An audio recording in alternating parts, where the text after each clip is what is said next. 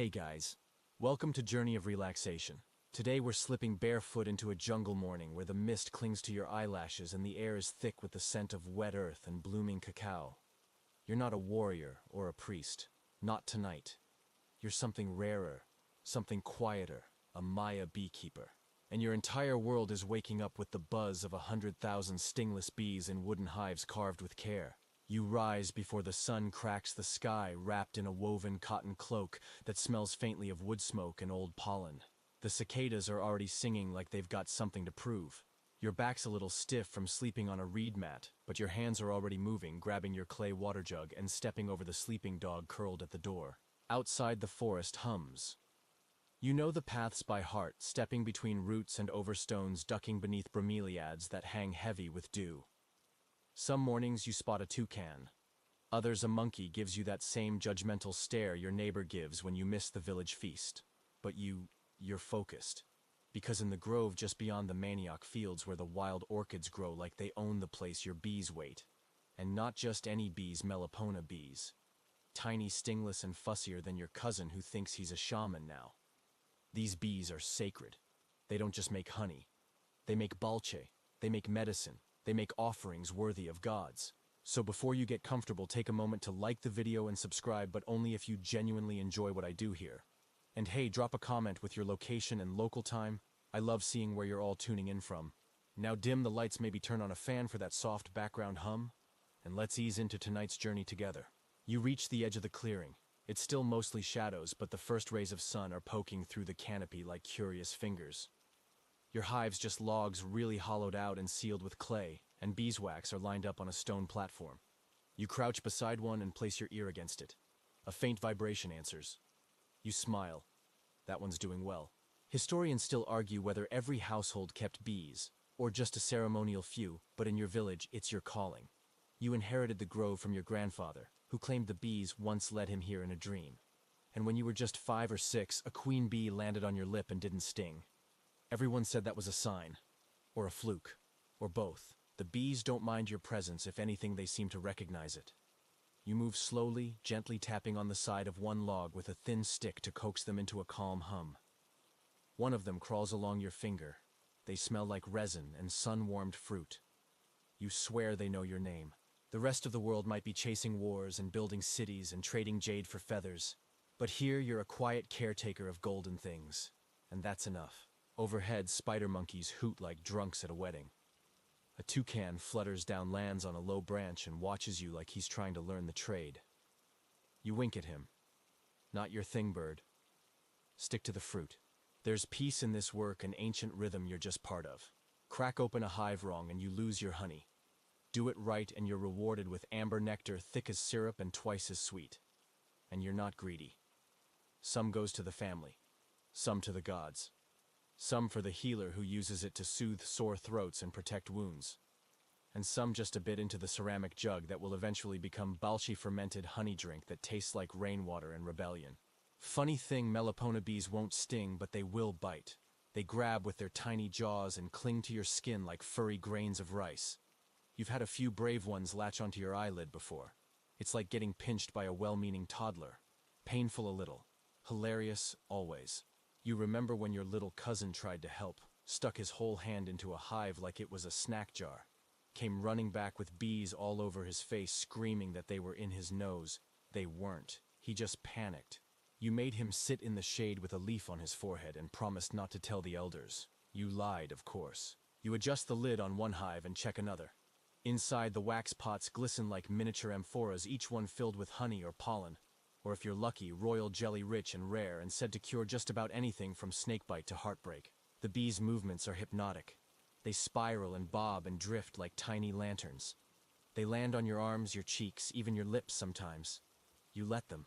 It's like being kissed by the jungle, or mildly assaulted by plush raisins depending on the day.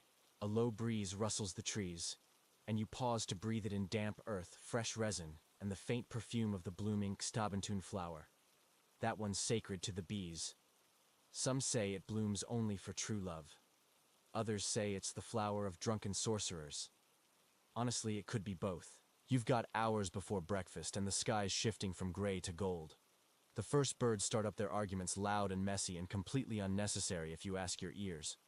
But even that feels right. Everything's buzzing, chirping, rustling alive.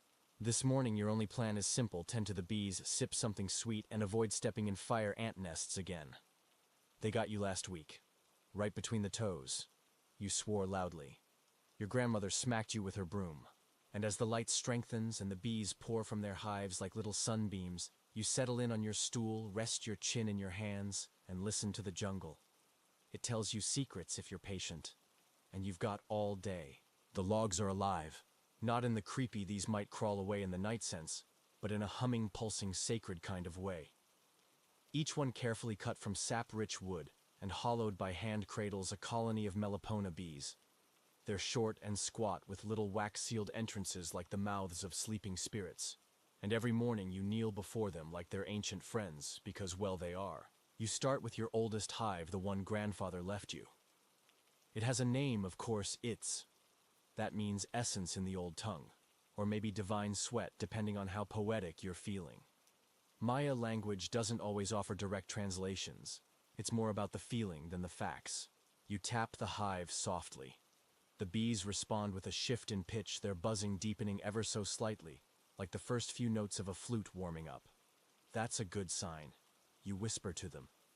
Not because you believe they understand words, but because you understand the comfort of hearing your own voice among creatures that don't speak back. You crack open the lid with a slow, practiced motion, and the scent rolls out like a jungle lullaby, sweet, herbal, and earthy. Inside the hive is a landscape wax pots arranged like tiny hills, some full of honey, others of pollen, others empty and waiting. A few bees wander over the edges, climbing out to investigate the world beyond. Historians still argue whether the Maya were the first in the Americas to domesticate stingless bees, or if the Zapotecs beat them to it. You'd argue back, but you're too busy not getting stung to care. You inspect the brood chamber. The wax here is darker, more textured, like a honeycomb scribbled by a feverish child. You gently move aside a few bees with a piece of split palm and check for signs of the queen. She's in there somewhere, fat and content, probably judging your technique. They always are. A few pots are low on honey. You note that with a grunt and reach for a shallow clay dish, you'll leave some crushed pollen paste tomorrow. Your bees are good bees, but they can be a little dramatic when hungry. Like certain people you could name. Each hive is different. One leans slightly to the right, like it's trying to eavesdrop on its neighbor. Another has a wild orchid growing on top. You don't cut it, it's bad luck. Plus the bees love it. They dance figure eights around it in the afternoons, which you like to think is their way of showing off. You check your smaller hives next the ones you started yourself with a trembling hand and a prayer to Amuzin Kab, the bee god. He doesn't get the press that Kukulkan gets, and sure, he doesn't have feathers or fangs, but he is important. He's the keeper of sweetness, of community, of the tiny necessary things that hold the world together. You remember your initiation into beekeeping, the clay smeared across your forehead, the old women chanting over a pot of smoking bark, the moment you were handed your first hive and told, "Don't mess it up." You didn't mostly. There were a few spills. One cracked hive. One unfortunate incident involving an iguana and a falling log. But you learned. Slowly. Quietly. The way bees do. And now, years later, your hives hum with life.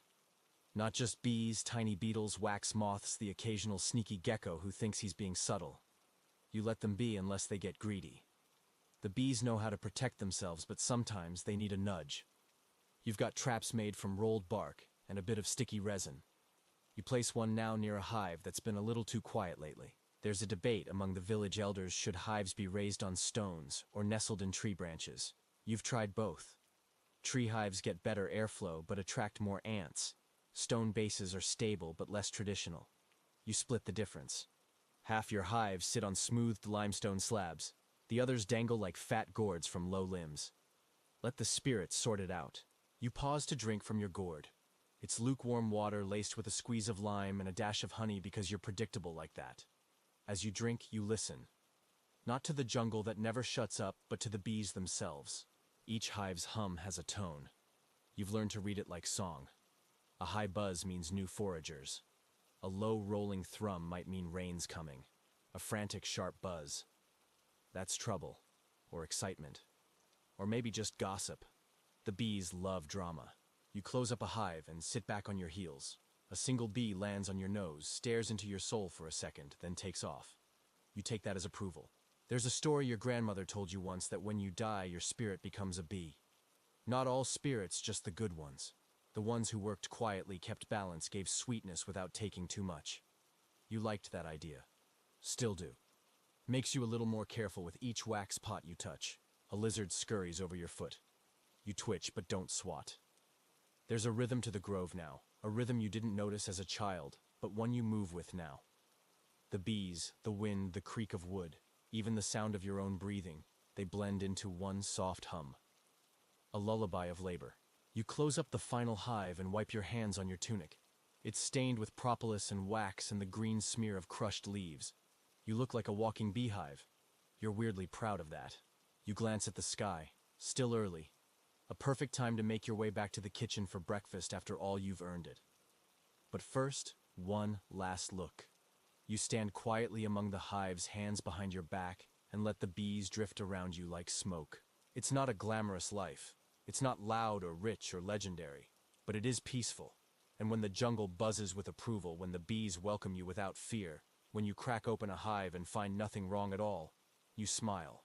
You might not be a priest, you might not be a warrior, but in this small humming world of wax and wings, you're something sacred. By the time you return to the house, the air's already thickening with heat. The jungle holds onto warmth like a jealous lover, pressing it against your skin before the sun even clears the trees. You duck under the palm-thatched roof and step onto the cool clay floor, your shoulders tingling slightly from the morning's work, and your fingers still sticky with the scent of honey. The kitchen hearth is awake.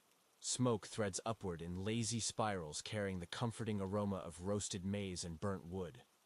Your younger sister is kneeling by the grinding stone, working the cornmeal with the patience of someone who knows breakfast is always better when it takes forever to make.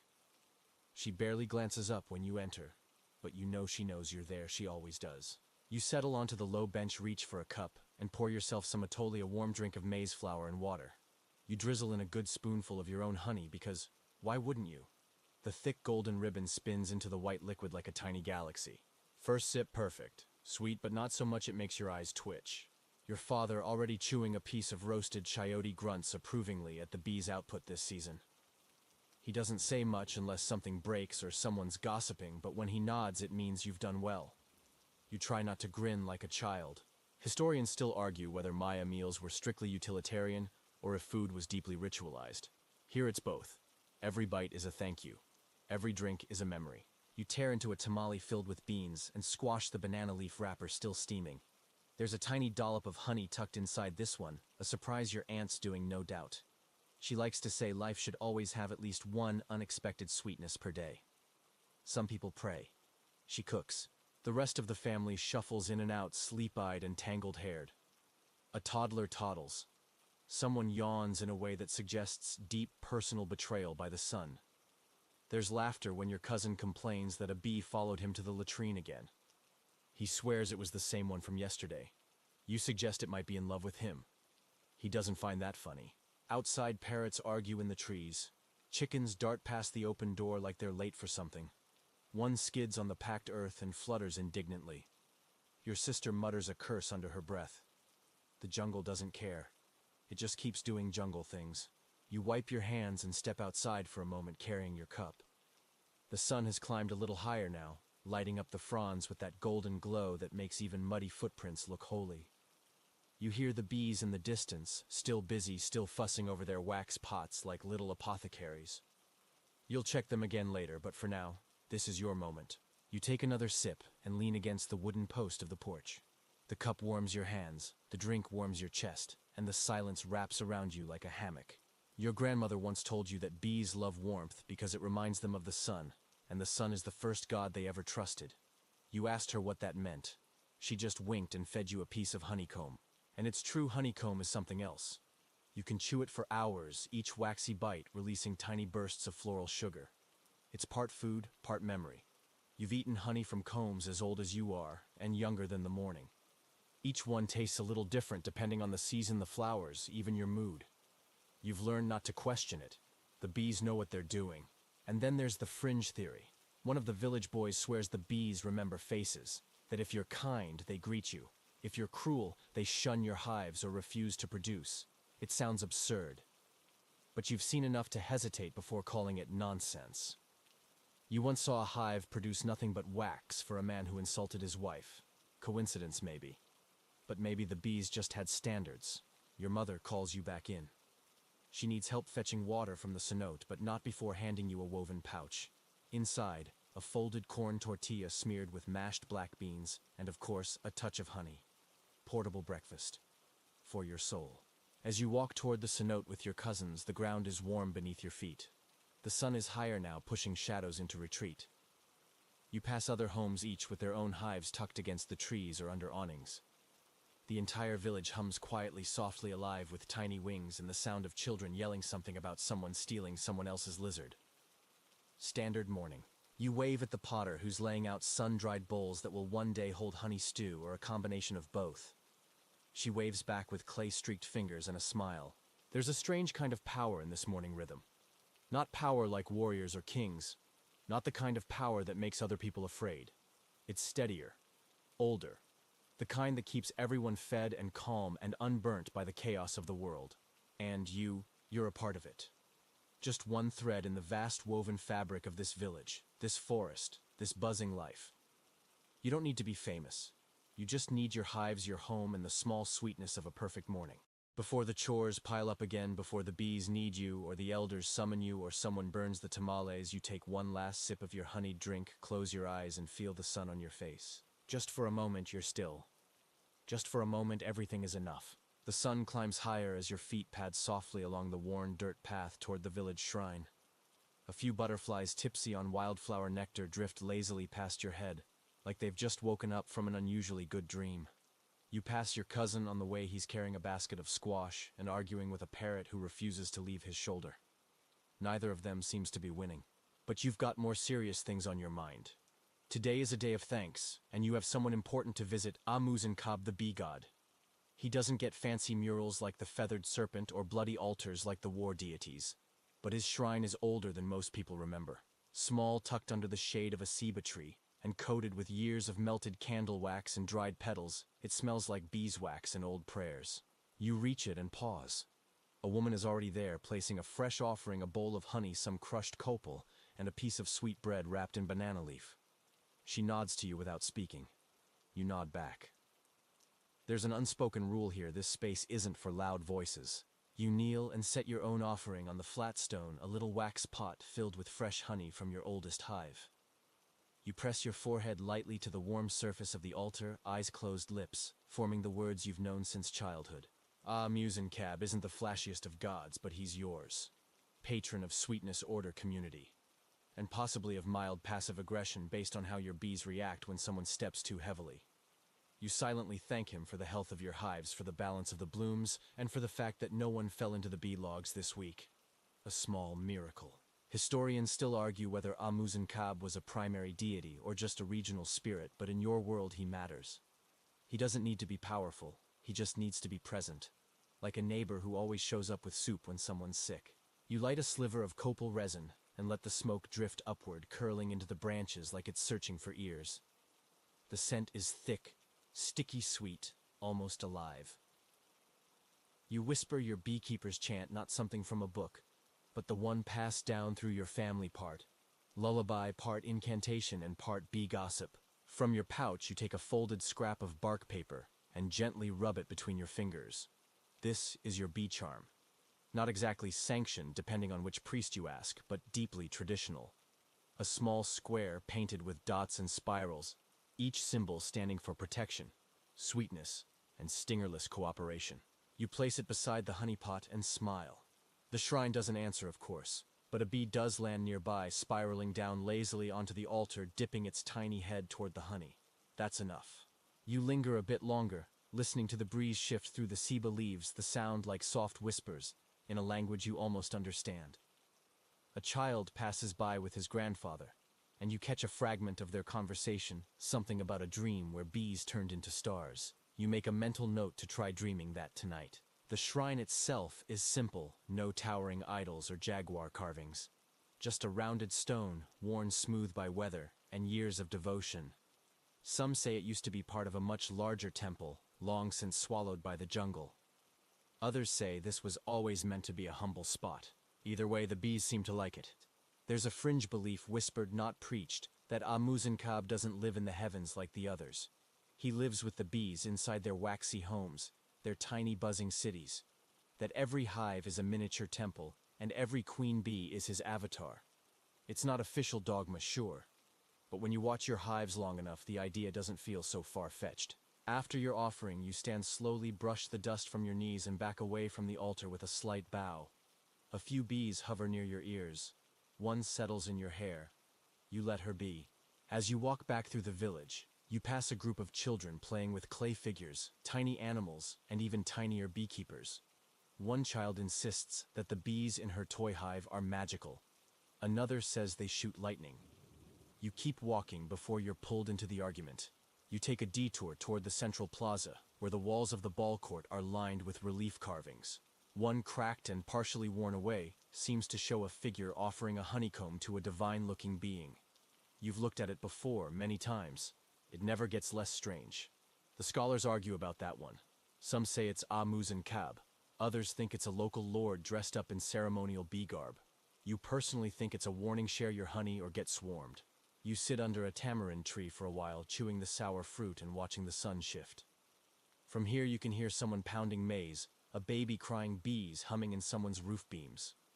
Life. And then you notice a familiar figure, a traveling priest back from one of the northern cities. He's wearing a cloak that looks like it cost more than your entire house. You nod politely. He tells you he's heard your honey is exceptional. You thank him cautiously. He asks if you've ever considered donating a full hive to the temple in the city. You smile. You say you'll think about it. You won't. That hive isn't just wax and bees, it's family. Still, you're polite. You even promise to send a jar next season. The gods in the big temples need sweetness too, right? Even if they don't always remember where it comes from. As he walks away, a bee lands on your hand, then lifts off again. You take that as a reminder your loyalty is here. In the wax, in the wildflowers, in the quiet stone shrine under the ceiba. The city can have its gold and feathers. You have something better, the trust of 1,000 wings and a god who hums in chorus.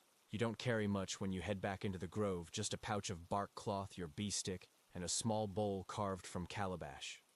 Everything you need to speak the language of the bees. Well, that, and the smoke. Ah, yes, the smoke. You never light it too early. There's a ritual to it, as much performance as practicality. You grind the dried copal resin into a fine powder between your palms. The scent lingers, stubbornly sweet and faintly medicinal, like the breath of some forest spirit that took up aromatherapy. A spark, a curl of ember, and the copal begins to burn in your little censer, releasing a lazy swirl of silver smoke. The bees know this smell. It doesn't frighten them. It slows them gently, like music, or maybe gossip. Either way, it works. You wave the censer softly around the entrance of the first hive.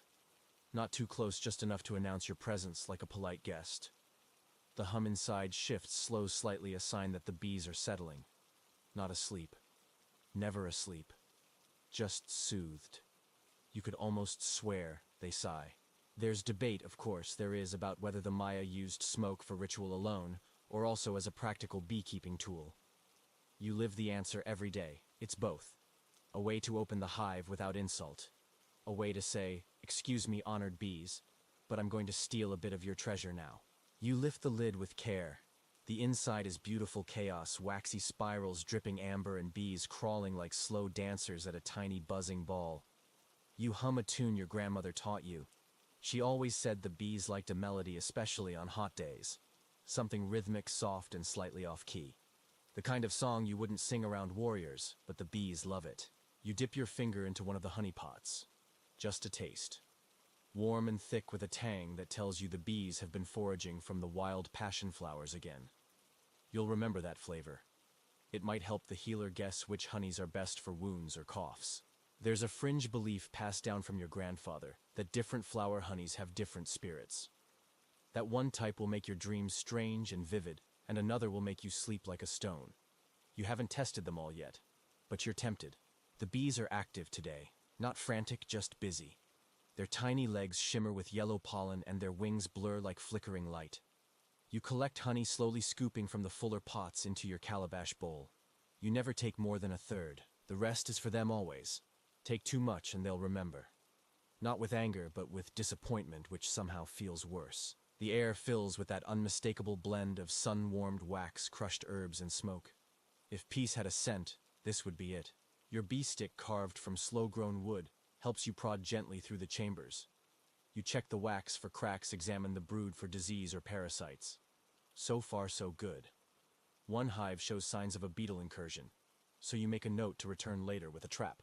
You hum a few reassuring bars. Bees hate drama. Some of your tools are passed down.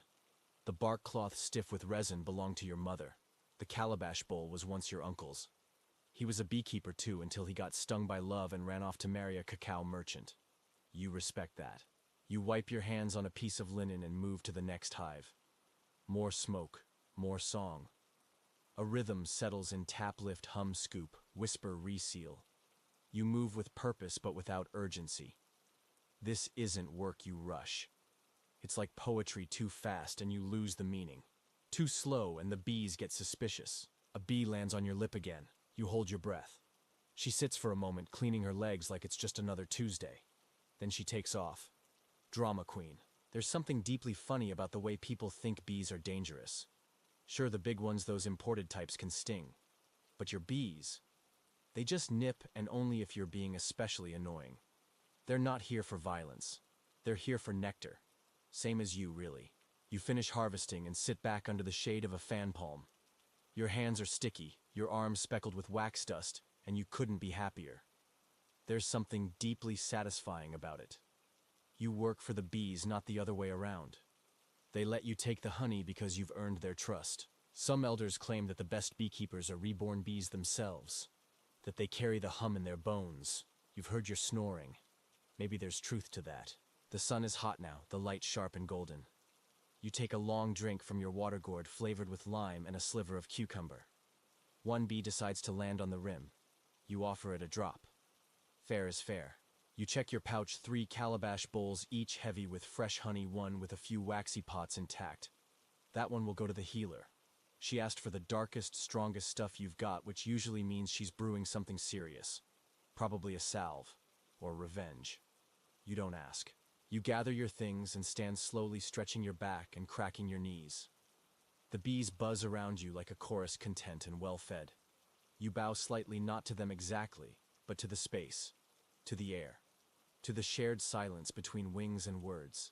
As you walk back to the house, the smoke from your censer still curls behind you, a fading trail of scent and warmth. You smell like bees and fire and wildflower sugar. And that's not a complaint. That's an identity. And you know that later, when the heat eases and the moon rises, there will be stories to tell. But for now, you carry your bowls, your hum, and your peace through the trees, back into the world of people. The market smells like roasted corn, river mud, and a dozen kinds of sweat. There's laughter, shouting, the occasional sound of clay cracking, and a parrot somewhere yelling what you hope isn't an insult. It's a maze of awnings and woven mats with every color imaginable bursting from baskets and hanging cords. Scarlet chili peppers, green cacao pods, golden squashes, red-dyed cotton thread. You step into this chaos, cradling your calabash bowls of honey like they're newborn gods.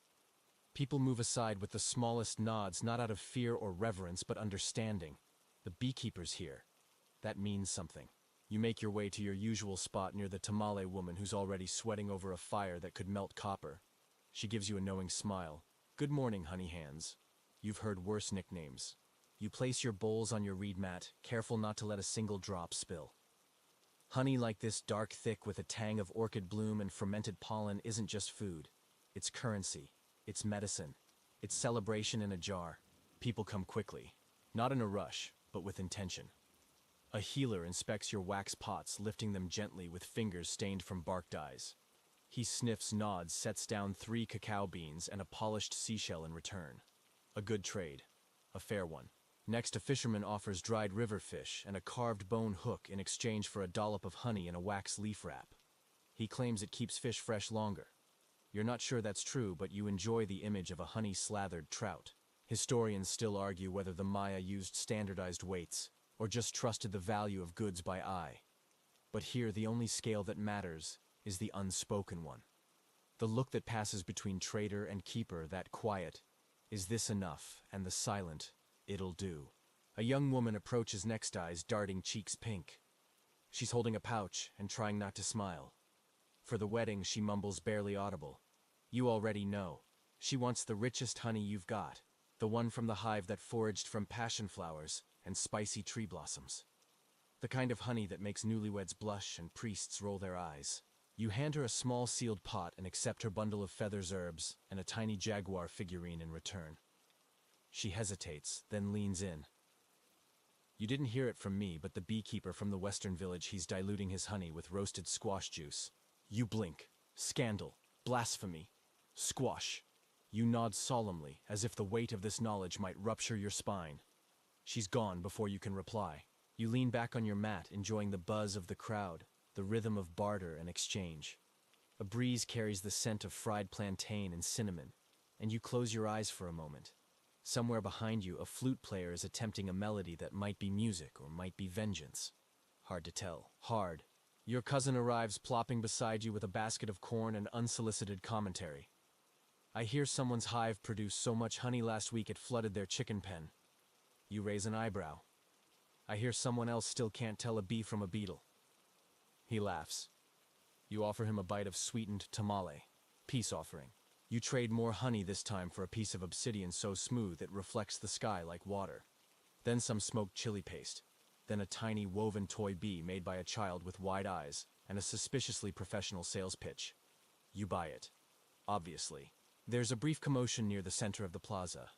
A potter and a feather merchant are arguing over whether parrot feathers count as ceremonial grade. You sip from your gourd and enjoy the show. The parrot squawks a word you're not allowed to repeat in front of elders. Then comes the storyteller. He doesn't look like much, barefoot gray hair in a single braid, carrying a small drum slung over his shoulder. But when he sits down on his mat and begins to speak, the crowd thins and drifts toward him like smoke to fire. You listen as he begins, voice slow and low. Today's tale is about a man who stole honey from a cursed hive guarded by spirits. He tried to sell it, of course, and got rich until the honey turned to stone in his customers' mouths, and the bees came for him in his sleep. They filled his lungs with wax and sang lullabies until he drowned in sweetness. You look down at your calabash bowls. Nothing cursed there. Hopefully. He finishes with a flourish, the crowd laughs, and a few coins and cacao beans are tossed his way. Someone claps. Someone coughs. A baby cries. Life moves. You pack up slowly. Not everything was sold, but enough. You always keep a little for yourself and your family. And the gods, of course. They get the best. As you head home, your path takes you past other stalls. A woman selling spice bundles calls out. That the beekeeper with the dreamy eyes. You keep walking. You're not falling for that again. One old man grabs your elbow gently. Tell me, he says, is it true your bees whisper secrets at night? You shrug. Only the juicy ones. He laughs so hard he nearly drops his tortillas. There's a quiet satisfaction in this kind of fame, not loud or flashy, but sticky, persistent. Like your honey. Back at the grove, you set your earnings beside your tools. Feathers, stones, herbs. Each item tells a little story of trade, of trust, of sweet exchanges. You sit down under your favorite tree, open one of the leftover pots, and dip your finger in. The honey glows amber in the sunlight. You taste it slowly. The day was good, the stories were better, and the gossip absolute gold. The light is beginning to tilt toward the long shadows of late afternoon, and the bees are slowing. You can feel it in the air, less frantic wing beats, more drifting loops. Like even they know it's time to wind down. You sit back on your heels in the grove and exhale, letting the jungle breathe for you. But there's one more task on your list today, and it's not optional. The apprentice is coming. His name is Ek Balam, which sounds fierce black jaguar, but so far he's more like a mildly startled squirrel. You remember when the elders assigned him to shadow you? You nearly laughed. Not because you didn't want help. Just this particular help, he once tripped over a rock that wasn't there. Still, you take your role seriously. Beekeeping isn't something you keep to yourself. It's not a secret hoarded like cacao or obsidian. It's a calling passed along like a torch, or in this case, like a slightly wax-stained calabash bowl. You hear him before you see him. His footsteps are louder than a tapir's and half as graceful. You don't turn around. You let him arrive. Honored keeper, he says, out of breath, as if the bees are already attacking him just for trying. Late, you reply calmly. Again. He bows slightly. I tripped. Again. He shrugs, then gestures toward your hives with exaggerated caution. Which ones bite the least? You sigh dramatically. The ones that like you. So, none yet. Still he's earnest, and that counts for a lot. You remember being his age, curious, nervous, half convinced that the bees could smell fear. Spoiler, they can. You hand him your spare bee stick. He holds it like it might explode. Today you say you check for fungus. He nods like you've asked him to defeat a god. You guide him to a younger hive, one of your less temperamental logs. He kneels beside you, awkwardly copying your movements, his hand trembling as he lifts the wax lid. Inside, the bees buzz with polite confusion. Ekbalim flinches, but you place a steadying hand on his shoulder. They're just talking, you whisper. He squints at the brood. What am I looking for? Moisture, mold, larvae that look wrong, anything squishy that shouldn't be. He pokes at a cell too rough. The bees react with a sharp uptick in pitch. Not angry yet, but annoyed. Gentle, you say. These are not maize cobs, they're sacred. He adjusts slower now. You nod. Better. He even hums a little. You smile. He doesn't realize he's doing it. That's how you know he's starting to get it. Historians still argue whether apprenticeships like yours were formal, ritualized under priestly supervision, or informal, passed through families and whispered practice. From your view, it's simple. Every good beekeeper was trained by another. No scrolls needed, just scars, songs, and repetition. Ekbalim finds a warped wax pot and leans in too close. A bee crawls across his upper lip. He freezes. It's on my face, he whispers. Yes, you say. It's licking me. Better than biting. What do I do? Breathe. He inhales, exhales. The bee stays a moment longer, then lifts off like a tiny, judgmental spirit. I lived, he says, amazed. Barely, you reply. Still, there's pride in your voice. He's learning. You walk him through the rest, how to patch small cracks with warm resin, how to whisper to the hive before opening it, how to taste honey with the tip of the tongue to guess which flowers they've been visiting. You show him how to watch the flight paths of the foragers where they drift, how they spiral, and how to track them, if need be, to wild blooms deep in the forest. He listens, sometimes with his mouth open like a baby bird, but he listens. There's a fringe belief among some of the older keepers that a truly talented apprentice will be chosen by a queen bee, that one will land on their heart and sit for 7 wing beats. If it happens, that child is destined to tend bees for life, and maybe even become a seer, or lose their mind. Opinions vary. You haven't seen that happen. Yet. But once many years ago, a queen did land on your head and stay for the length of an entire song. You never told anyone. Just in case. The light softens. The bees begin returning to their hives in clusters, golden-legged and content. You and Ekbalim reseal the lids and sit quietly beside the logs. He turns to you. Why do you always sing to them? You think about it. Because they sing to each other. That's not a real answer. You smirk. Then maybe you're not ready for the real ones. He chuckles, then asks, more serious this time. Do you ever get scared that you'll mess up? You look at your hands, still sticky with resin, still scented with flower and flame. Every day, you say. He nods. Good, me too. You both sit there in the humming quiet, watching the last few bees disappear into the hive mouths, like whispers retreating into walls. The jungle shifts around you, cooler, now more shadow than sun, the air thick with promise, and the faint scent of mushrooms from somewhere far off. Tomorrow, Ekbalim will come earlier. Or not. But today he learned. A little. And the bees let him. That's something. You send him off with half a tamale and a whispered warning, dream of bees, but don't dream too loud. They might hear you. He nods like he understands even if he doesn't. Yet. You stay a while longer, just you and the logs and the buzz of tiny wings settling down for the night. You don't need to speak. The bees are listening anyway. The moon is still low in the sky when you rise, the grove bathed in that pale pre-dawn blue that makes everything look like it's been lightly dusted with dreams.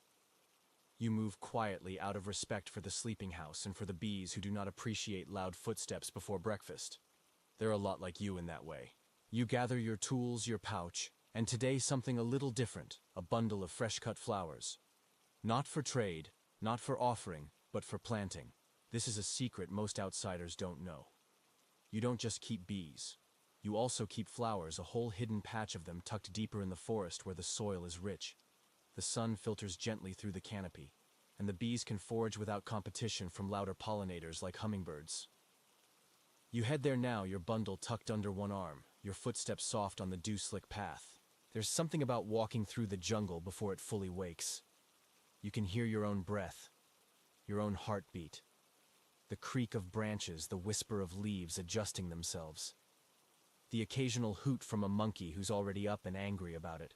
The secret patch, your bee garden, is exactly where you left it, nestled beside a crooked limestone ridge and shaded by an old ceiba that leans like it's eavesdropping. It's not big, but it's yours. A mosaic of wild orchids, tiny trumpet-shaped flowers, creeping vines that bloom pale purple when kissed by sunlight. You kneel and begin the planting. Quiet work, careful hands. You dig small divots in the loam and nestle in your cuttings blossoms. The bees seem to favor Xtisacnicte, and the elusive Chia blossom that only opens after rain and smells faintly like lime and honey. As you work, you hum. Not for the bees, there aren't many here yet, but for the plants. They deserve a song, too. Historians still argue whether the Maya cultivated flowers specifically for bees, or if bee foraging patterns just coincidentally followed human agriculture. You've never understood how people can spend their lives arguing about something you can see with your own eyes. Of course, the flowers are for the bees. Of course, the bees teach you what to plant. There's a legend barely whispered that some flowers came from bees themselves, that after a great flood, when the world had drowned and the sun had gone silent, the bees planted seeds of color to remind the earth it could bloom again. It's a strange tale. You like it anyway. Your hands are now covered in soil, your knees damp from moss. You finish planting and sit back admiring the new additions. You scatter a little crushed bark around them to discourage ants, nothing too strong. Everything in balance. That's the rule. You check the older plants next. Some are thriving, bursting with pollen. Others are struggling, their blossoms wilting early. You pluck one of those gently and examine the roots. Not rot. Maybe bad drainage. Maybe spite. You make a note to come back later with crushed charcoal, it helps. You learned that from your grandmother, who once told you she preferred the company of plants to people. You're beginning to understand her logic. A few bees begin to arrive, scouts from your hives. They don't rush. They spiral, tasting the air. One lands on your shoulder, considers your scent, and moves on. Another crawls across your forearm, leaving tiny pollen prints behind. You don't move. You're used to being part of the ecosystem now. There's a particularly bold bee named Nuh, at least that's what you call her. You swear she shows up every day, first inspects your work and returns to report. You imagine she tells the hive same flowers, same weird humming human. Acceptable. You sit a while longer, letting the day warm. The sun filters through the trees, now dappling your skin in patches of gold. The bees increase in number, buzzing like a lazy choir over the blossoms. They move with purpose and with joy. It's not the frantic defensive buzzing they make when the hive is disturbed. This is the sound of a festival. You pull out a small bit of food, just some crushed maize with honey, and eat slowly, watching. You like this time. There's no rush, no trade, no expectations. Just you, the bees, and the plants. And then you hear the sound you didn't want to hear, rustling in the underbrush. Someone's approaching. You tense for a moment, but it's not a stranger. It's the village healer. She steps into the clearing with the careful steps of someone who understands living things. She smiles, then hands you a folded leaf packet. Inside, wax honey and crushed bark medicine, yes, but also thanks. I used the dark honey you brought, she says. It pulled the fever down faster than anything I've tried in moons. The old man's breathing again. You nod. He'll need another dose. She raises an eyebrow. So you'll bring more. You smirk. Eventually. After I bribe my bees. She laughs. They seem loyal. They're unionized, you reply. She kneels beside you and touches one of the newly planted flowers. You always come here alone. Usually. She doesn't say anything, just watches the bees for a moment. This place has a name. Not one I've said out loud. Then let's keep it that way. She leaves as quietly as she arrived. You stay a bit longer, hands resting on your knees, the hive scouts now buzzing around your shoulders like living earrings. You'll head back soon. But for now, this moment belongs to you and to Nu, who is now crawling on your ear and refusing to leave. You don't swat her away. After all, this is her garden too. The sound reaches you before the runners do, two boys shouting, half tripping over roots, their bare feet kicking up leaves like birds startled from a tree. You pause, mid-scoop calabash bowl in one hand, a dripping honey pot in the other. Keeper, one of them yells, barely slowing. The priest wants you. You blink. Why did someone try to marry a bee again? No, the other shouts. It's serious. It's the scribe. You sigh, set down the bowl, and wipe your hands. The scribe. Of course. You find him in the shade near the council platform, surrounded by scrolls, bark paper, and the unmistakable scent of frustration. He's young, sharp-eyed, and too clean. His robes are perfectly folded, his ink pots arranged with painful symmetry. You can't decide if he looks more like a nervous crane or an arrogant heron. "Ah," he says when he spots you. "The apiculturist." You glance around. "Do you see any feathers on me?" No. I mean, you're the bee person. I prefer keeper of the hum. But sure, he stands flustered. "I'm mapping out the tribute economy for the season, and I've been told your honey production exceeds all neighboring settlements. That's not possible." "Tell that to my bees," you reply, biting into a tamale. He waves a scroll at you. "I need to know your process, your techniques. How much water per hive, how many foragers per log, which nectar zones you exploit. I need records." You stare at him. "My bees don't fill out paperwork." There's a long pause. He squints. Historians still argue whether your methods are replicable or if they're mystical. You chew slowly, both. He doesn't like that. He tries again, softer this time. "Look, I'm not trying to insult you. I just want to understand how one person and a few hollow logs can outproduce entire teams of state-trained collectors." You gesture for him to follow. He hesitates, then gathers his scrolls like a mother hen collecting chicks and stumbles after you. You lead him to your grove, the lights just right now dappling the ground in bronze and green. The bees are thick in the air, swirling lazily between Blossom's hive mouths and the wooden posts you embedded last year as landing stations. He freezes at the edge. "There are a lot of them. About 3,000 per log, you say. And you're not worried?" You raise an eyebrow. "You're wearing violet dye. That's the color of a certain predator wasp." He turns pale. "Kidding, you lie." You walk him through the grove, slow and deliberate.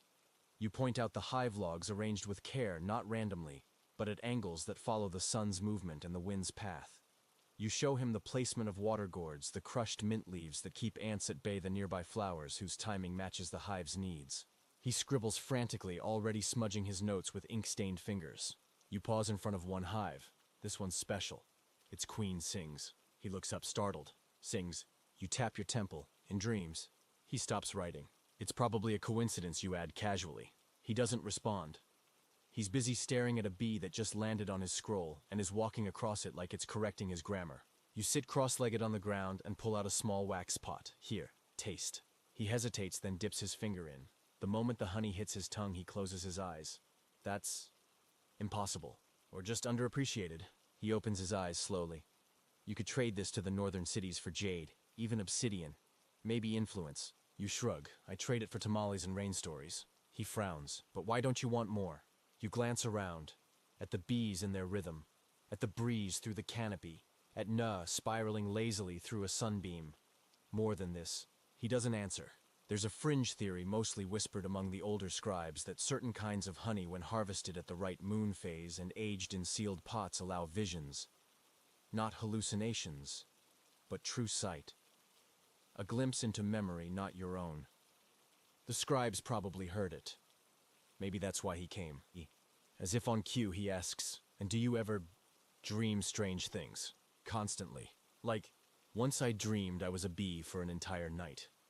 I woke up trying to waggle dance my breakfast request." He doesn't write that down. The grove settles. The shadows stretch. You take the scroll from his hands gently and turn it over. On the back, you draw a quick diagram. The shape of your log hives the pattern of the flower beds. The moon symbols you etch into the lids for luck. You hand it back. "That's all I'll give you," you say. He stares at it, then nods. "Fair." Before he leaves, he pauses beside your oldest hive. "Does she really sing?" You tilt your head. "If you're quiet enough, maybe you'll hear her." He lingers. Then he bows, awkward, sincere, and walks away, scroll clutched like a fragile bird. You watch him go. You imagine what he'll write. Probably something like "Beekeeper relies on mysterious methods of indeterminate logic and heavy use of bee-friendly flora." Possibly touched in the head. You're okay with that. After all, no one writes scrolls about boring people. You kneel beside your hive, press your ear against the log, and listen. Nothing. Then a faint hum. Rising. Falling. Not just bees. A chord. A presence. A story only wax can carry. You smile. Let the scribes argue.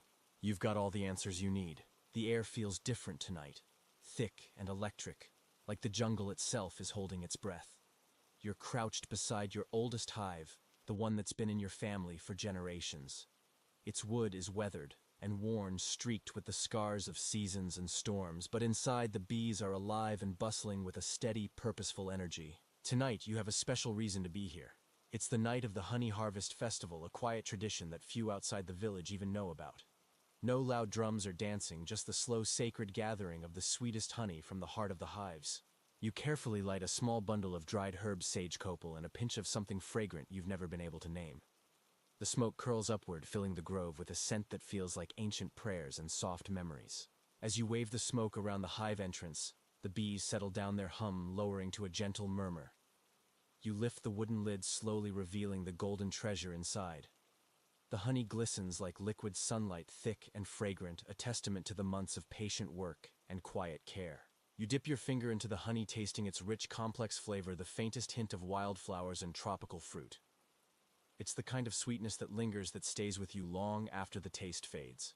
Historians still argue whether the Maya used honey purely for food, or also as a sacred substance with spiritual significance. For you, it's both nourishment for the body and the soul. You carefully scoop honey into small, hand-carved containers, each one destined for a different purpose. Some for the healer's potions, some for the elder's ceremonies, and a small jar just for yourself. You seal them with beeswax, pressing your family's symbol, a simple spiral, into the warm surface. Suddenly, a soft rustling from the bushes alerts you. A figure steps into the moonlight. It's the village elder, draped in a cloak, woven with intricate patterns that shimmer under the stars. He smiles warmly. "The honey is ready," he says, voice low and reverent. "May it bring health and harmony." You nod, offering him a jar. He accepts it with gratitude, his eyes reflecting the glow of the fireflies dancing around you. As he turns to leave, he pauses and says, "Remember, the bees do not just give, they teach." Listen carefully. You watch him disappear into the shadows, feeling the weight of his words settle over you like a gentle breeze. The grove feels alive with a new energy, the hum of the bees rising once more, weaving through the night like a whispered song. You lean back against the cool bark of a tree, closing your eyes and letting the sounds wash over you. The rustle of leaves, the distant call of nocturnal birds, the steady pulse of the hive. For a moment, you are part of something much larger than yourself, connected by threads of honey and wings and ancient wisdom. The night deepens, soft and endless, and you, keeper of the hum, rest easy in the embrace of the bees. The first light of dawn is barely a whisper when you wake, your body still heavy with the soft weight of last night's dreams. The world feels quieter than usual, as if the jungle itself is savoring the pause before the sun stretches its fingers through the canopy.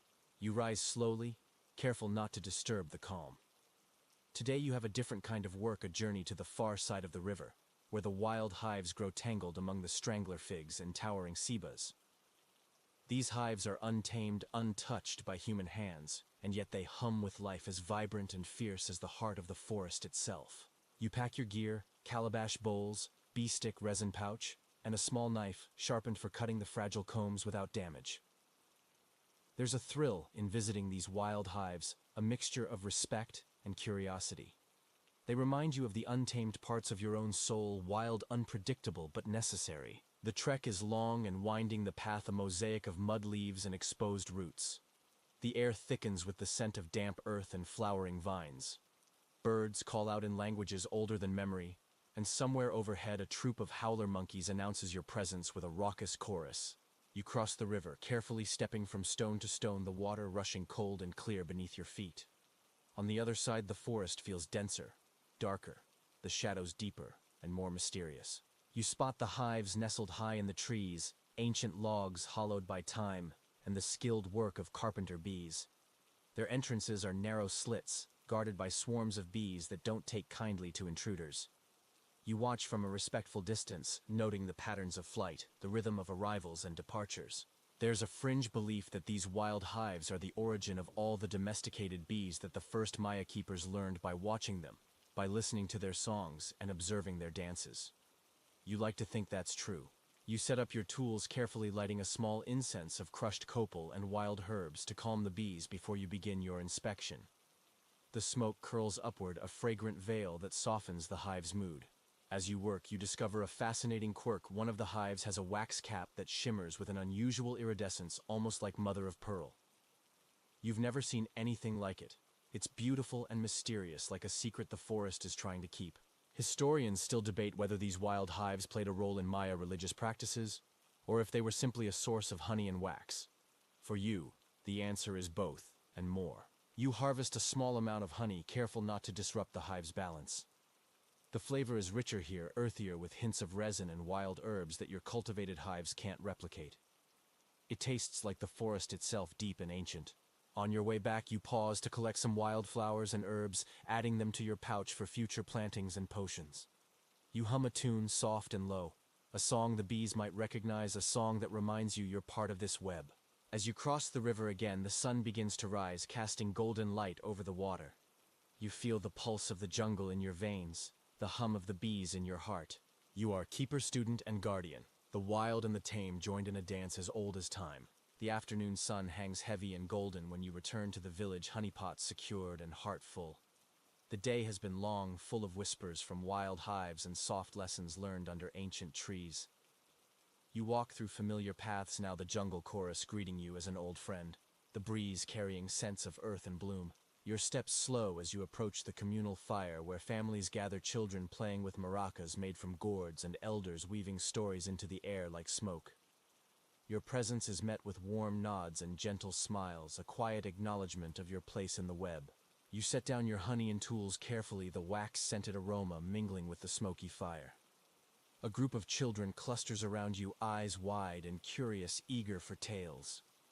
You hum softly and tell them stories of the bees of the queen who dances at midnight, of the brave foragers who brave thunderstorms for nectar, of the secret songs hidden in the hum. There's laughter, wide-eyed wonder, and a few skeptical questions that you answer with playful grins. You remind them that the bees are as much teachers as they are providers, that respect is the currency of this delicate world. Later, as twilight slips over the village, you sit beneath the stars, the night air cool and full of promise. Your hands are sticky with honey, your spirit light. You watch the constellations, your ancestors' stories etched across the sky, and feel the connection to those who came before, those who taught you to listen to the bees and to the earth. Historians still argue whether Maya beekeeping was more about sustenance or spiritual practice. For you, it has always been inseparable, a living tradition where honey is both a gift and a prayer. You whisper a thanks to the night, to the bees, and to the endless dance of life. The hum settles around you like a gentle lullaby. And in this moment, peaceful and profound, you understand what it truly means to be a keeper.